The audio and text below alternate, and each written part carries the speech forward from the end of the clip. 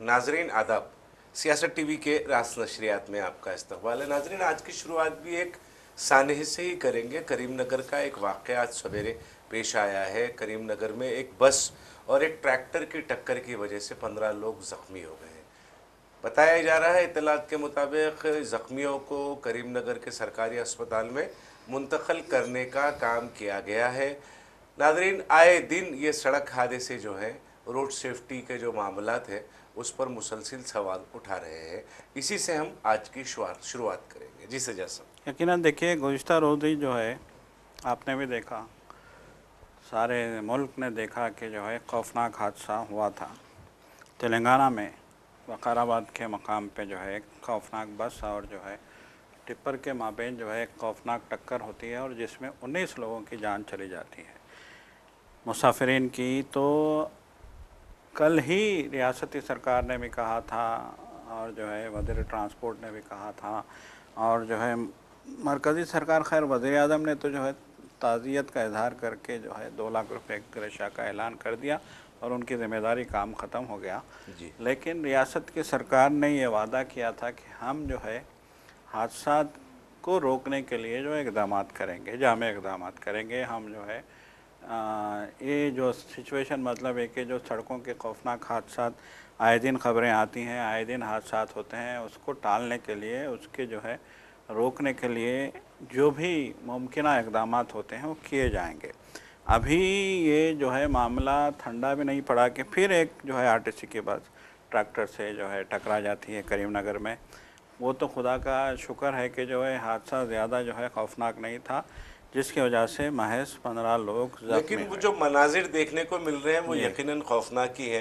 जी खवातीन जो बस में सवार थी वो जी आहो बुका कर रही हैं, बिल्कुल रो रही देखिए, हैं, चीखें मार रही हैं। बिल्कुल देखिए सज्जा जब साहब, बस क्या जी ये एक मास्टर प्लान के तहत एक बड़ा मंसूबा बनाते हुए रोड सेफ्टी के लिए हुकूमतों को काम नहीं करना चाहिए? बिल्कुल बिल्कुल करना चाहिए। देखिए, एक एक्सप्रेस वे होती है जो मरकज़ी सरकार की जानिब से जो है मुल्क के तूल व अर्ज़ में जो है बिछा दी जाती है और उसका नेशनल एक हाईवे जिसको कहते नेशनल हैं, हाईवे, कौमी शाहरा। जी कौमी शाहरा, वो भी वाजपेयी की जो है करम फरमाई थी। वाजपेयी का जो है एक विज़न था जिसके तहत जो है वो काम उस ज़माने में शुरू किया गया था और फिर कांग्रेस के दौर में ख़ास तौर पे मनमोहन सिंह के जो है यूपीए अव्वल दूरंदेशी, और जी यूपीए दुबम में जी बहुत बड़े काम हुए इस बहुत पे। बड़े काम है ये आउटर इसको रिंग रोड्स वगैरह बनाए गए। देखिए, उन्होंने तो जो उस वक्त के वाजपेयी ने तो बुनियाद डाले थे, लेकिन उसको अमली शक्ल देने में मनमोहन सरकार ने, यूपीए सरकार ने बहुत बड़ा जो है काम किया, बहुत बड़े इकदाम किए। देखिए,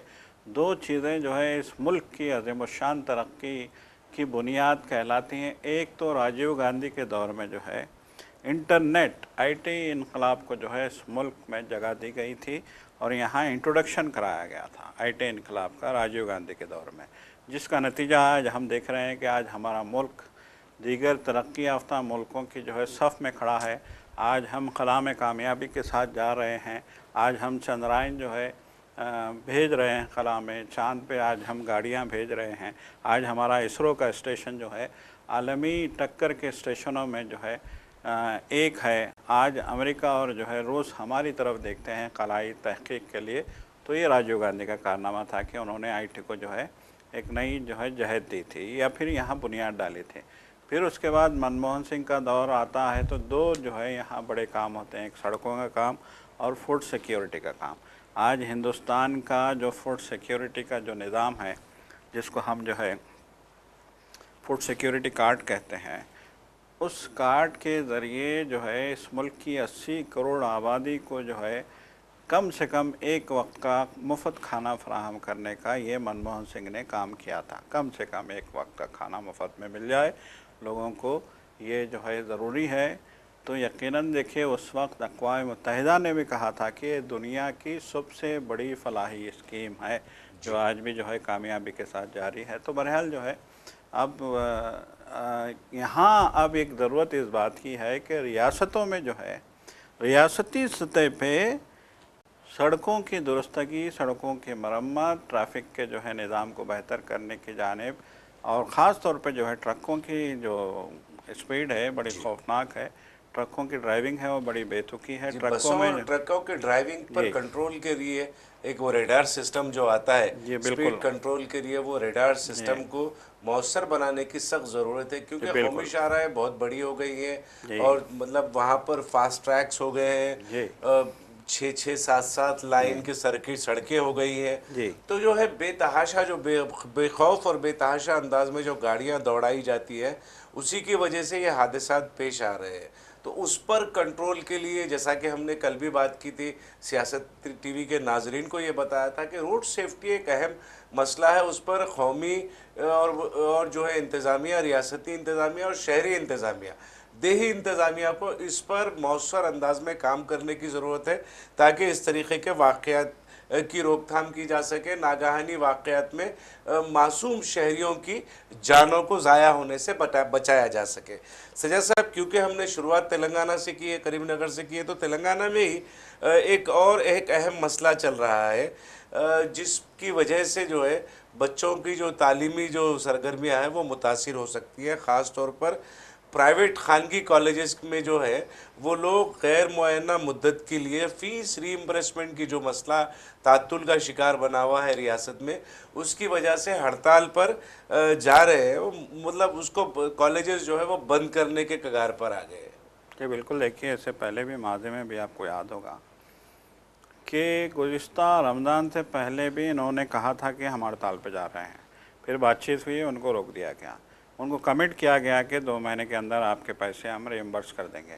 फिर उसके बाद प्राइवेट कॉलेजेस ने जो है फिर जनवरी में भी उन्होंने जो है ये कहा था कि हम हड़ताल पे जा रहे हैं। जनवरी से लेके आज नवंबर का महीना आ गया है। उनको हर जो है बार ये कहा जाता रहा कि 1 महीने में 2 महीने में आपके रीइंबर्समेंट का जो भी मसला है वो हल कर दिया जाएगा। तो जब जब ये हड़ताल पे जाते थे तब तब हुकूमती नुमाइंदे आते और इनको तयक़ुन देते और फिर मामला जो है टल जाता।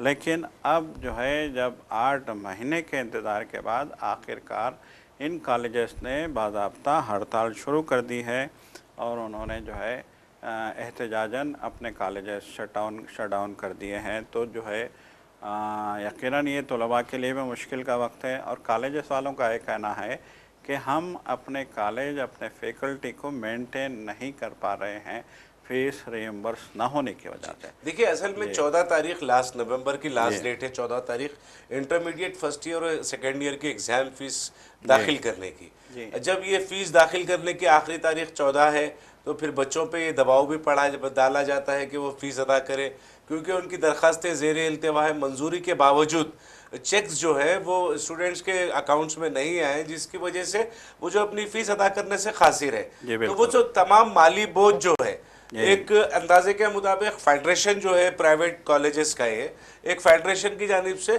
5,000 करोड़ जो है ये ज़ेर इल्तिवा बकाया जात है, ये इसकी अदायगी नागुज़ीर है, जिसकी वजह से वो लोग एग्ज़ाम्स का बॉयकॉट करने का तक धमकी हुकूमत को उन्होंने दी है।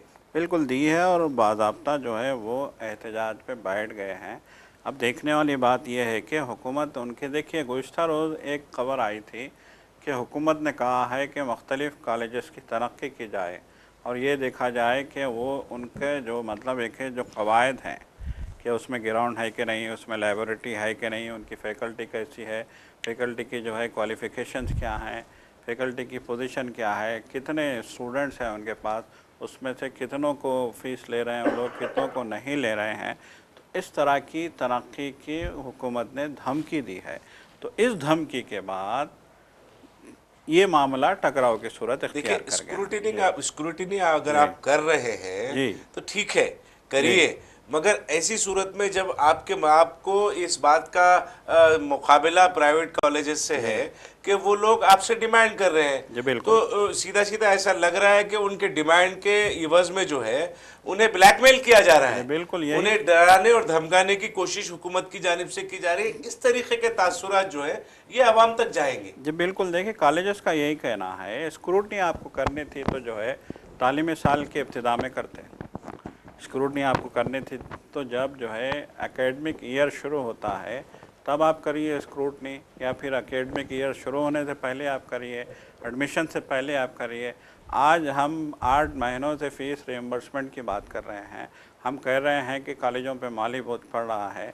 हम कह रहे हैं कि जो है तलबा के फ़ीस रिएम्बर्स ना होने की वजह से जो है कॉलेजेस को मुश्किलात आ रहे हैं। बहरहाल देखिए, जो भी है मामला, यकीनन जो है कॉलेजेस का ये इल्ज़ाम है कि हुकूमत जानबूझ के जो है इंतकामी कार्रवाई कर रही है।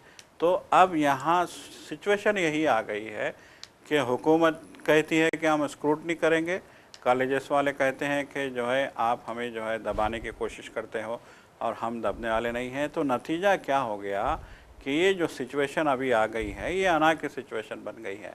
तो अना की सिचुएशन में अगर कोई मारा जा रहा है तो तालिब इल्म मारा जा रहा है यकीनन। और दूसरी चीज़ ये है कि 2022 से ओवरसीज स्कॉलरशिप जो है वो भी पेंडिंग है, वो भी ज़ेरे इल्तिवा है, उसकी भी अदायगियाँ नहीं हुई है, जिसकी वजह से बच्चों का साल ख़त्म होने के बावजूद उनके जो डिप्लोमा सर्टिफिकेट्स वगैरह हैं वो उनके मुताल्लिक़ा यूनिवर्सिटीज़ में बैरूनी ममालिक में वो भी रुके हुए हैं, फंसे हुए हैं।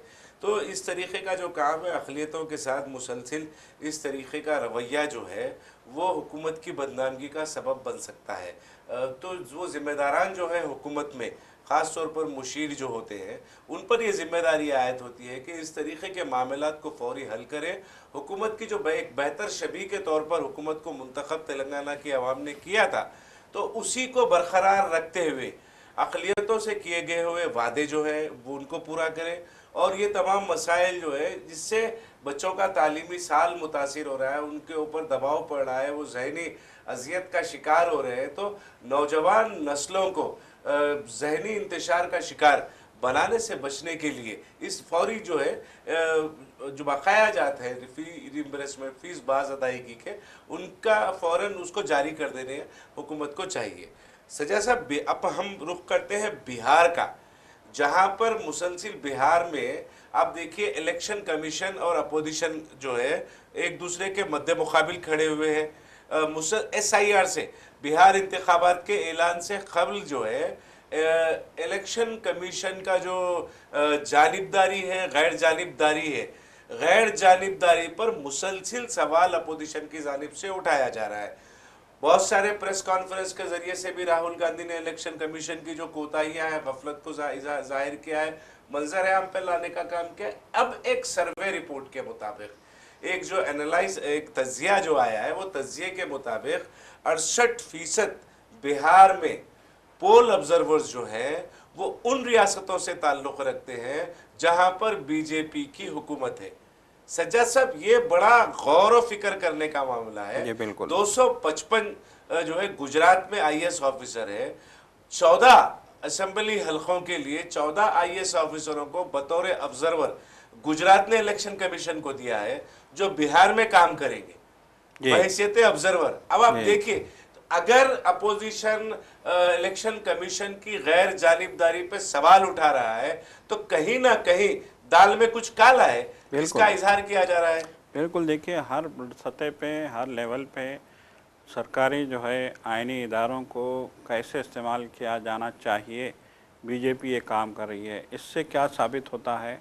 इससे कभी आपने पहले SIR करवा दिया, बहुत सारे वोटरों को जो है नाम हज़फ, देखिए तकरीबन जो 7 लाख वोटर्स के नाम या 70 लाख, गालिबन मेरे को तादाद याद नहीं आ रही है अभी, तो इतने जो है वोटर्स के नाम हज़फ करवा दिए गए। बाद में इलेक्शन कमीशन ने कहा कि आप दोबारा से जो है अपने जो भी डॉक्यूमेंट्स हैं वो सबमिट कीजिए, हम गौर करेंगे। तो इतने लोगों को, इतने लाख लोगों को महरूम कर दिया गया वोट के हक़ से। एक काम ये हुआ। SIR के नाम पे आपने जो है पूरे बिहार में एक बेचैनी पैदा कर दी। अब दूसरा काम ये कर रहे हैं आप कि इलेक्शन की डेट आ गई है, तो जो ऑब्जर्वर्स वहाँ पे मुबसरीन जो है तैनात किए गए हैं, उनमें से बेशतर मुबसरीन को जो है बीजेपी हुकूमत वाली रियासतों से लाया गया है और महज गुजरात से 14 जो है IAS अफसर वहाँ पे ऑब्जर्वर के तौर पर, 14 IAS ऑफिसर 14 असेंबली हलकों में मुबस्सिर के तौर पर काम करेंगे। बिल्कुल। एक वहाँ देखिए, जैसा कि जो है वहाँ पे 241 हल्के हैं, 243 हल्के, 243 हल्के हैं, तो 243 हलकों के लिए 255 जो है ऑफिसर्स तैनात किए गए थे। और इसमें से बड़ी देखिए 14 तो सिर्फ गुजरात के हैं, सिर्फ गुजरात से ताल्लुक़ रखने वाले 14 हैं। उसके बाद भी दीगर बीजेपी वाले रियासतों के आईएएस अफसर यहाँ पे हैं। अब इस पे अगर अपोजिशन जो है तशवीश का इजहार करता है, अपोजिशन का माथा ठनकता है और उनको जो है इसमें से जो है बू आती है किसी ना किसी जो है साजिश की, तो ये फितरी अमर है कि जिस तरीके से जो है यहाँ पे बीजेपी काम कर रही है वो बड़ा तशवीशनाक है। देखिए, बीजेपी का हमेशा से हमने देखा है कि वो इलेक्शन लड़ते हैं तो उन्हें इस बात का पूरा यकीन होता है कि वो हार जाएंगे और फिर उस हार को जीत में बदलने के लिए ये धांधलियाँ की हर जाती किस्म हैं। के हरबे का इस्तेमाल हरबे किया जाता बिल्कुल है। किसी ना किसी और तरीके आप से। देखिए, जो बिहार का जो इंतखाबी जो सतह है जी वो इस कदर गिर चुकी है। जी अब तो वो मोकामा का जो इलाका है वहाँ पर गोलियां चली, जी एक जो है कैंपेन का एक बड़ा चेहरा जो है मोकामा का, उसको मार दिया गया और जी मारने वाले कोई नहीं, बीजेपी के लीडर ही है। तो ये तमाम चीज़ें जो है, और फिर जो सियासत चल रही है, लफ्ज़ी सियासत जो चल रही है, तकारीर जो हो रहे हैं, वो सिर्फ़ और सिर्फ इश्तियाल अंगेज़ी की है। कल भी हमने इस पर बात की थी। एक तरफ इंडिया अलाइंस के जो ज़िम्मेदारान हैं वो रियासत की तरक्की की बात कर रहे हैं, दूसरी तरफ एनडीए के जो लोग हैं वो दहशतगर्दी की बात कर रहे हैं और एक्सट्रीमिज़म की बात कर रहे हैं, और फिर ओसामा को लेकर जो कैंडिडेट है उन्हें लेकर निशाना दहशतगर्दी का निशाना बनाया जा रहा है। नफ़रत की, फ़िरका परस्ती की बात एनडीए की जानिब से की जा रही है। जी सजा साहब। जी देखिए, गुज़िस्ता रोज़ जो है आप संडे से लेके मंडे 2 दिन के आप जो है वहाँ पे बीजेपी की सरगर्मियों को आप देखेंगे तो वहाँ मोदी आए, अमित शाह आए और यूपी के वज़ीर आला योगी आदित्यनाथ आए। ये स्टार कैंपेनर्स हैं तीनों बीजेपी के। तो मोदी की तकरीरों में भी आप देखिए कहीं भी जो है बिहार के लोगों की तरक्की की बात नहीं थी। अमित शाह की तकरीरों में भी देखेंगे तो आप कहीं भी जो है ये नहीं कहा गया था कि हम बिहार के लोगों को जो है तरक्की की नई राह पे ले जाएंगे। और योगी आदित्यनाथ की तकरीरों में भी आप देखिए, तीनों की तकरीरों में यही था कि यहाँ घुसपैठी आ गए हैं, यहाँ पे बिहार के हालात ख़राब हैं, यहाँ ऐसा हो गया है, यहाँ वो हो गया है, यहाँ पे हमको जो है लव जिहाद को कंट्रोल करना है, यहाँ पे हमको किसी ना किसी तरीके से फ़िरका परस्ती की बात, किसी ना किसी, जैसा कि आपने कहा इससे पहले भी योगी आदित्यनाथ वहाँ आए थे तो उन्होंने कहा कि यहाँ उसामा को उम्मीदवार बनाया है लालू प्रसाद की पार्टी ने। तो ये जो मतलब ये कि इनको लगता है कि सिर्फ यही हिंदू मुस्लिम करके जो है आप वोट समेटो, हिंदुओं में नफ़रत पैदा करो मुसलमानों के ताल्लुक़ से और फिर अपनी गद्दी जो है वो महफूज करो, यही एजेंडा है। अब देखिए, तेजस्वी यादव और राहुल गांधी इनसे ये सवाल कर रहे हैं कि 20 साल तक नीतीश कुमार इक़्तिदार में थे और जो है वो बीजेपी के साथ जो है गुज़िस्ता 5 साल के दौरान में वो बीजेपी के साथ जो है हुकूमत करते रहे। तो अब ये सवाल इनका ये है कि जो है हमने अपने मंशूर में कहा कि हम हर फैमिली में जो है लोगों को नौकरी देंगे। तेजस्वी यादव ने वादा किया कि अगर जो है महागठबंधन की सरकार आती है तो हर फैमिली को नौकरी की गारंटी दी जाएगी। अब इसके बाद जो बीजेपी का इंतखाबी मंशूर आता है उसमें कहा जाता है कि 7 करोड़ नौकरियां हम देंगे, 7 करोड़ नौकरियां हम देंगे, ये बीजेपी का जो है मंशूर है। तो यही कांग्रेस ने भी और तेजस्वी यादव ने भी यही सवाल किया कि अब तक आप क्या करते रहे, 20 साल से तो आप इक़्तिदार में हैं, अब तक आपने क्यों नौकरियां नहीं दी। इत्तेफाक से इलेक्शन के दौरान में छठ पूजा की त्यौहार आ जाता है और ये त्यौहार बिहार के लिए बहुत अहमियत का हामिल है। हिंदुस्तान के किसी भी हिस्से में बिहार के लोग हैं तो वो इस त्यौहार के लिए बिहार का रुख करते हैं, बिहार आते हैं। तो जिस बड़ी तादाद में, जिस बदहाली में, जिस तरह से ट्रेन की जो है खिड़कियों में, ट्रेन के बाथरूम में, ट्रेन की छतों पे, ट्रेन के इंजन में, ट्रेन की जो है बोगियों के बीच में बैठ के लोग आए हैं, वो दिल दहला देने वाले मनाजिर हैं। तो इन्होंने कहा कि इतनी बड़ी तादाद में लोग आ रहे हैं बिहार, इतनी बड़ी तादाद बिहार की जो है बिहार से बाहर नौकरियां कर रही है, वो भी आर्ट जॉब, मजदूरी, लेबर, होटलों में काम करना, ये इस तरह के काम इनके जो है हैं। तो उन्होंने कहा कि बिहार वालों की ये हालत करके रख दी गई है। तो उन्होंने कहा कि हम हर घर में नौकरी देंगे। तो अब ये बीजेपी का जो है ये चीज़ें हजम नहीं हो रही हैं। तो देखिए सबसे बड़ा मसला यही है कि वहाँ पे नौकरी आज के दौर का सबसे बड़ा मसला है। बिहार का नौजवान जो बेरोजगारी है बहुत ये ज्यादा होने बहुत की वजह ज़्यादा से बेरोजगार। बिहारी जो है जी वो शहर मतलब तरक्की याफ्ता जो जी शहर है वहां पर वहाँ का जाकर रखता मजदूरी करने पे जी या काम बिल्कुल करने के लिए मजबूर है।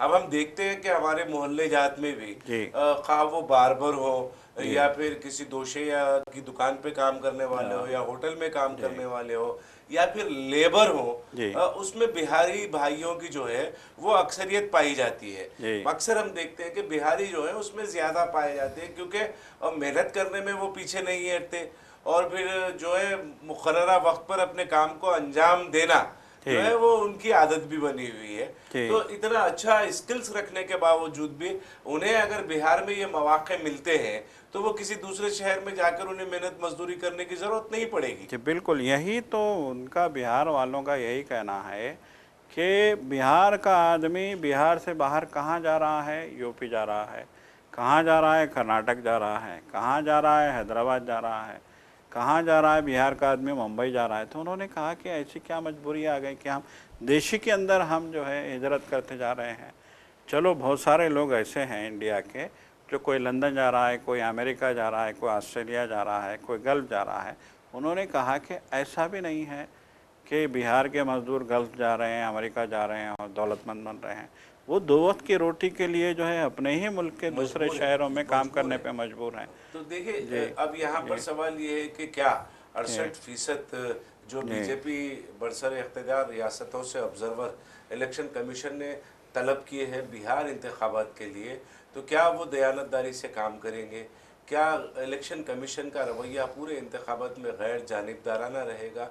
ये एक सवालिया निशान है जो मुसलसिल अपोजिशन की जानिब से उठाया जा रहा है।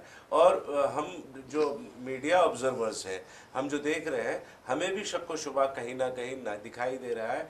तो क्या ये 68% जो बैरूनी रियासतों पर बिलखुसूस उन रियासतों से जो बीजेपी के ज़ेर इख्तिदार है, उन रियासतों से आए हुए ऑफिसर्स जो है ईमानदारी के साथ क्या अपने जो जिम्मेदारियां हैं वो अंजाम देंगे? इसका खुलासा जो है वो यकीनन 12 नवंबर को हो जाएगा जी जब नताइज बरामद होंगे। बिहार के ही सिलसिले में देखिए आप, एक तरफ तो जैसा कि सज्जाद साहब ने कहा कि बीजेपी का जो है इलेक्शन मुहिम जो है वो जो बिल्कुल मुख्तलिफ है। और आप जब कभी आप राहुल गांधी को देखें या फिर तेजस्वी यादव को देखें या फिर उनकी हिमायत में आने वाले अखिलेश यादव हैं, अखिलेश यादव भी वहाँ पर आए थे। ये तमाम जो कायदीन है, इंडिया ब्लॉक के जो कायदीन है, वो जब कभी भी बात करते हैं तो बिहार में जो है वो बिहार की आवाम के वक़ार को, उनकी अजमत रफ्ता को बहाल करने की बात करते हैं। जी अब जैसा कि तेजस्वी जो है वो उन्होंने एक मशहूर अंग्रेजी रोजनामे को इंटरव्यू में उन्होंने जी कहा कि बिहार में जो है माई बहन मान योजना, देखिए आप वो जो स्कीम है वो स्कीम का नाम भी कितने प्यारे अंदाज में उन्होंने रखा है। जी उस वो स्कीम के नाम से ही जो है बिहारी माँ और बहनों की जो है वो जो अजमत है, उनकी उनका जो वक़ार है वो बुलंद हो रहा है। जी बिल्कुल बिल्कुल माई बहन मान योजना के तहत हम उन्हें जो है महाना कुछ रकम देंगे, हर महाना वो रकम देंगे, बेरोजगारी को दूर करेंगे, जो बिहार की तरक्की को यकीन बनाएंगे, बिहार की अजमत रफ्ता को बहाल करेंगे, बिहारी भाइयों का जो उनका जो वक़ार मजरू हुआ है वो उसकी बात उसको बहाल करेंगे। इस तरीके की बातें ये जो है ये मुसलसिल इंडिया ब्लॉक की जानिब से हमें मुसलसिल सुनाई दे रही है। एक अहम खबर हरियाणा से आ रही है सज्जाद साहब। जी हरियाणा का रोहतक में महर्षि दयानंद यूनिवर्सिटी का ये वाक़या है। ये वाक़या निहायत अफसोसनाक है। हरियाणा में भी आपको इत्तला है इस बात का, मैं अपने हमारे नाजरीन को भी बता दूं, हरियाणा में भी बीजेपी की हुकूमत है। और वो जो यूनिवर्सिटीज़ होते हैं, यूजीसी ग्रैंड कमीशन जो है जी वो ग्रैंड कमीशन के तहत होते हैं, यूजीसी के तहत होते हैं जी वो। तो मरकज़ के ज़ेरे इंतज़ाम वो तमाम जी इंतज़ामात मरकज़ के निगरानी में होते हैं। तो उस यूनिवर्सिटी में एक दलित खातून के साथ उस को कितना शर्मिंदा किया गया होगा। हम जब मैं ये बात को बोल रहा हूँ तो मैं खुद सोच रहा हूँ कि बात को आगे बढ़ाऊं या ना बढ़ाऊं। जी बिल्कुल। देखिए, आप इतना उसके वक़ार को मजरूह किया गया, इस कदर उसको शर्मिंदा किया गया। वो खातून से उससे पूछा, उसकी माहवारी का सबूत जी यूनिवर्सिटी के जिम्मेदारान ने उसका दलित खातून से पूछा। ये बड़े अफसोसनाक बिल्कुल शर्मनाक बात है यूनिवर्सिटी यकीनन इंतजामिया की जानिब से इस तरीके का रवैया। जी सर। यकीनन देखिए कितनी जो है ये जो दिल दहला देने वाली खबर ये बाहर आती है, ये रोंगटे खड़े कर देने वाली खबर, और जो है मानसिकता को जो है ये उजागर कर रही है उनकी जहनियत, कि वो जो उनकी जहनियत देखिए, बिल्कुल। जब मैं माफ जी करना आपको रोक जी रहा हूं, जैसा कि हम मुसलसिल बोल रहे हैं, जी आरएसएस बीजेपी की मानसिकता यही है। जी यही है कि खवातीन को हाँ, उनकी तजलील करना, उनको जी शर्मिंदा करना, जी खास तौर पर अगर दलित खातून है या किसी मुस्लिम खातून है, जब उनसे सामना पड़ जाता है तो किसी भी सूरत में उसको शर्मिंदा करना, उसकी तजलील करना, उसको जिल्लत और रुसवाई का शिकार बनाना इनकी जहनियत है। जी बिल्कुल। देखिए देखिए ये कैसे जो है एक यूनिवर्सिटी का इंतज़ामिया, यूनिवर्सिटी का मतलब है एक इल्म का मरकज़, इल्म का मरकज़, इल्म के मरकज़ में आप किसी खातून से, किसी पछड़े ज़ात की खातून से जो है सैनिटरी पैड दिखाने को कहते हैं। आप बताइए, माहवारी अब का इससे सबूत पूछ रहे हैं, बिल्कुल आप कितनी अफसोस की बात है। इससे बड़ी जो है ज़िल्लत वाली, क्वारी वाली जो है, इससे बड़ी घटिया बात और क्या हो सकती है। और ये बहुत ही जो है बड़ा अलमिया है। यकीनन जो है ये महर्षि दयानंद यूनिवर्सिटी में जो हुआ है ये बहुत बुरा हुआ है, और ये जो है मसला यकीनन आने वाले दिनों में ये मसला जो है एक कौमी सतह का मसला बन सकता है, और बीजेपी को दायरे में ये मसला ला सकता है। हम बीजेपी को बराबर कह यकीनन सकते दायरे हैं। में, देखिए, जी हम मुसलसिल कह रहे हैं कि दो तबक़ात जो है, अक़लियतें और क़बाइली, अक़लियतें और दलित जो बरादरी है, इस मुल्क के मुसलसिल निशाने पर है। खा वो यूनिवर्सिटीज़ हो, खा वो होटल में हो या फिर सड़कों पर हो, मुसलसिल इन्हें निशाना बनाने का काम किया जा रहा है। मगर एक यूनिवर्सिटी में इस तरीक़े का वाक़या जो है, वो जो अगर ये इस तरीक़े की इतनी ये ज़हनियत के साथ अगर यूनिवर्सिटी इंतज़ामिया बच्चों को तालीम अगर दे रहा है, तो फिर यकीनन वो जो वहाँ से जो बच्चे तालीमी याफ्ता होकर निकलेंगे, उनकी मानसिकता, उनकी ज़हनियत भी जो है इसी तरीक़े की होगी। औरतों के टूवर्ड्स, औरतों के तय और ख़वातीन के तय जो है, उनकी भी जो ज़हनियत इसी तरह की होगी। दलित आदिवासी शक्ति अधिकार मंच ने इसकी जी सख्त अल्फाजों में मजम्मत की है। जी सज्जाद साहब, मुमकिन है जी कि ये दासम जो है, DASM जो है, जी दलित आदिवासी शक्ति अधिकार मंच, इस मामले पर मुस्तकबिल में अपनी एहतजाजी हिकमत अमली का भी ऐलान करेगा और इस खुसूस में एहतजाज भी करेगा। सैयद साहब, चीफ मिनिस्टर तमिलनाडु स्टालिन ने ये कहा है कि वज़ीर आज़म नरेंद्र मोदी जो है वो सिर्फ नफ़रत की सियासत करते हैं। जी बिल्कुल। देखिए इसमें इससे इनकार भी क्या है, सवाल ये है। आप तकरीरें सुनिए, बिहार में जो तकरीरें हो रही हैं आप सुनिए, या फिर माजी में जितनी भी तकरीरें हुई हैं उन तकरीरों को सुनिए। आप जो है वज़ीर आज़म के क्या जो है बयानात थे, क्या उनका जो है आवाम से क्या खिताब था, किस तरह की जो है उन्होंने बात की, किस तरीके से वो जो है मुखातिब करते हैं और किस तरह की इश्तियाल अंगेज़ी करते हैं। ये तो खुली बात है, ये कोई ढकी छुपी बात नहीं है। दिलचस्प बात तो यह जी है कि सज्जाद साहब, जी स्टालिन ने जी नरेंद्र मोदी को, वज़ीर आज़म नरेंद्र मोदी को चैलेंज किया है कि वो इस तरीके की गुफ्तगू जो है, जिस जी तरीके के तकारीर जो है बिहार में वो कर रहे हैं, वो तमिलनाडु में करके दिखाए। इस जी तरीके का चैलेंज स्टालिन ने किया है। यकीनन। देखिए अब जैसे कि हम देख रहे हैं कि तमिलनाडु में भी SIR का ऐलान किया गया है, और वेस्ट बंगाल में भी SIR का ऐलान किया गया है। तो इनकी लड़ाई बड़ी शदीद हो गई है, तमिलनाडु की भी और जो है वेस्ट बंगाल की भी लड़ाई बीजेपी के साथ, मोदी के साथ, RSS के नज़रियात के साथ बड़ी शदीद हो गई है। और ये लड़ाई अब देखिए कहाँ जाके ख़त्म होगी, ये तो आने वाला वक्त ही बताएगा। यकीनन SIR जो है अब 9 रियासतों में 4 नवंबर से आज से शुरू होने वाला है, जिसमें राजस्थान वगैरह भी शामिल है। तो एक तफसील है उसका, उसके लिए एक डेटा भी जारी किया गया है, वेबसाइट भी इलेक्शन कमीशन की जानिब से जारी की गई है। तो यकीनन आप और इस खुसूस में अपडेट्स के साथ हमारे दीगर प्रोग्रामों से आप जुड़े रहें। और हमारा ये प्रोग्राम आपको कैसा लगा आप ज़रूर अपनी राय कमेंट बॉक्स में अरसाल करें। और अब सियासत टीवी की सारी टीम को दे इजाज़त। खुदा हाफिज़। खुदा